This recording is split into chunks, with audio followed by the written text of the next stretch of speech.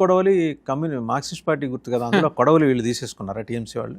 ఇంకా ఆల్రెడీ కమ్యూనిస్టులే వాళ్ళు భయపడుతున్నారు టీఎంసీ అంటే. ఇంకా టీఎంసీ ఏ ఎక్స్టెంట్కి వెళ్ళిందో మనం ఊహించవచ్చు. బీజేపీ ఇప్పుడు ఒక ఎక్స్టెంట్ వరకు పోలీసులు కూడా మమతా బెనర్జీ అండర్లోనే ఉన్నారు. బీజేపీ ఆఫీస్ నుంచి ఇలాంటి వచ్చిన ఉదంతాలు మనం ఒక్కటిన్నామా? హౌరాలో నిన్న ఒక బీజేపీ కార్యకర్తను చంపేశారు. బీజేపీ కార్యకర్తను చంపారు. పోస్ట్ పోలింగ్ మొదటి హత్య ఇది. ఎస్, బీజేపీ కార్యకర్త పోయాడు, టీఎంసీ కార్యకర్త కాదు. కానీ దీని గురించి ఎవ్వరూ మాట్లాడట్లేదు.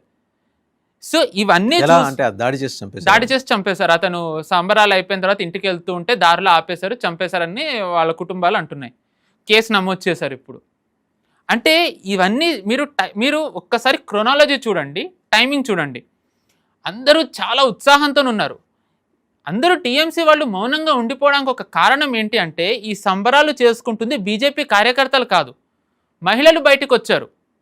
లోకల్ బెంగాలీ మీడియా ఛానల్స్ కనుక చూసినట్టయితే వాళ్ళు టీఎంసీ కార్యకర్తలు కాదని అక్కడ స్థానిక పోలీసులు చెప్తున్నారు. మీరు ఎందుకు అరెస్ట్ చేయట్లేదని టీఎంసీ కార్యకర్తలు అడిగితే సంబరాలు చేసుకుంటూ ఉంటే వాళ్ళు కార్యకర్తలు కాదు స్థానికులు అని చెప్తున్నారు.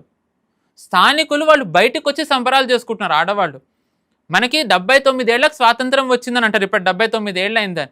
కానీ బెంగాలీ ప్రజలు వాళ్ళకి ఇప్పుడు స్వాతంత్రం వచ్చినట్టుగా భావిస్తున్నారు.